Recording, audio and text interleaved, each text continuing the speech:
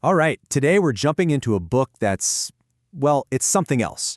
It's been called brilliant, essential, and, yeah, deeply cynical, all in the same breath. We're talking about Robert Greene's super controversial, super influential book, The 48 Laws of Power. So this thing came out back in '98 and almost instantly became this cult classic. You'll hear it called a Machiavellian rulebook for today's world. And honestly, that's not a bad way to put it. It's kind of like a raw, no-holds-barred guide to gaining power, seeing how others use it, and, maybe most importantly, defending yourself against it. And that leads to a pretty big question, right? Is this thing actually dangerous? I mean, people ask that all the time, and for good reason. This book has been banned in some prisons. At the same time, it's sitting on the bookshelves of some of the most powerful politicians, CEOs, and celebrities out there. So, what is it about this book that makes it so potent? Okay, let's get right into the core philosophy of this infamous guide. We're going to see what makes it so compelling and, let's be honest, a little frightening to some people. This quote right here, it basically sums up the entire book. What Greene is saying is that power is a game, a serious one. And in this game, your good intentions, they don't matter, not one bit. The only thing that counts is the effects of what you do. It's a pretty stark call to stop looking at the world as we wish it was and start seeing it for what it actually is. And this isn't some new idea. Greene is pulling heavily from historical figures, especially someone like Machiavelli. The whole point is that pretending these power dynamics aren't real is just setting yourself up for failure. This book isn't trying to teach you to be good or evil. Nope, it's about being effective, especially in a world where, let's face it, not everyone is playing by the rules. So, okay, if life is this giant game of power, how do you actually play it? Well, according to Greene, it's not about being the loudest or the strongest. It's way more about strategy, subtlety, and how people see you.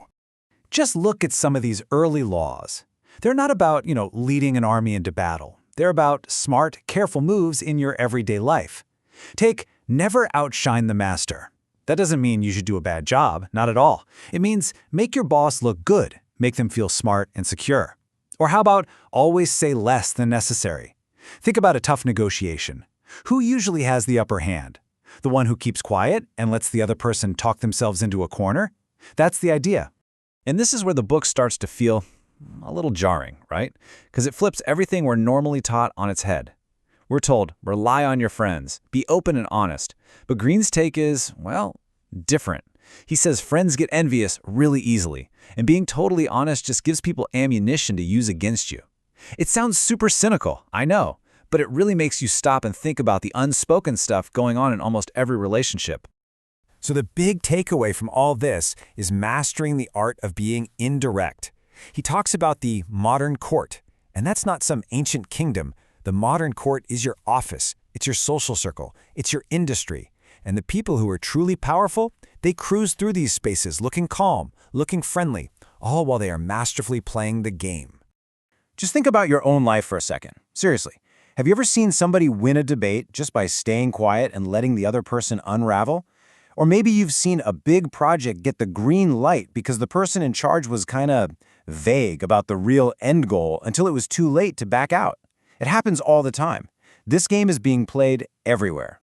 All right, so this whole idea of subtlety connects directly to the next major theme in the book, which is all about the massive, massive power of your image and your reputation. So these laws here, they're all about perception management. It's not enough to just do things. What matters is what people think you're doing. Court attention at all costs sounds dramatic, but the idea is that being ignored is basically the worst thing that can happen to you. And create compelling spectacles? Come on, just look at any big tech company's new product announcement. That's a spectacle, designed to grab your attention and hold it. Okay, Law 5 might be one of the most important in the entire book. Your reputation is everything. Think of it like your armor. It walks into the room before you do. If it's solid, half your battle is already won. But if it's got cracks in it, you're a wide open target. It's an asset you have to guard like your life depends on it, because in the game of power, it kind of does. And this one is all about projecting the power you want to have, even if you don't have it yet. The way you carry yourself, your confidence, how you talk, it all sends a message. If you act like you're destined for a crown, people start to believe you might be. In a way, you're making your own reality through how others perceive you. It really makes you think, doesn't it? I mean, how much does perception really shape your reality?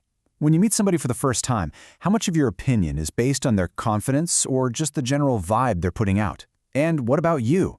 How much thought do you put into the image you're projecting? So we've looked at all these laws that sound, well, pretty ruthless. Which brings us to the million-dollar question. How are you supposed to actually use this book? Is it just a step-by-step guide to becoming a monster? Well, Robert Greene himself would say, absolutely not. He'd tell you to think of it less like a how-to manual and more like a field guide, a handbook on the arts of indirection. Maybe the real power isn't in using these laws on other people, but in being able to spot when someone is trying to use them on you. Once you understand the game, you can decide if you want to play, how you want to play, or just how to put up your defenses. You know, maybe an even better way to use this book is for looking inward. Use it as a diagnostic tool for yourself. You can look back on times where things went wrong, where you felt powerless, and ask, okay, which law did I accidentally break here? It's a powerful way to learn from your own mistakes and see the patterns you keep falling into. And in the end, the book leaves you with one really provocative question. Greene's whole point is this. The game of power is always being played, all around you, whether you want to play or not. Ignoring the game doesn't get you a pass, it just makes you a pawn for someone else to use. So the real question isn't if you're going to play. It's whether you're going to be a conscious player or just a piece on someone else's board.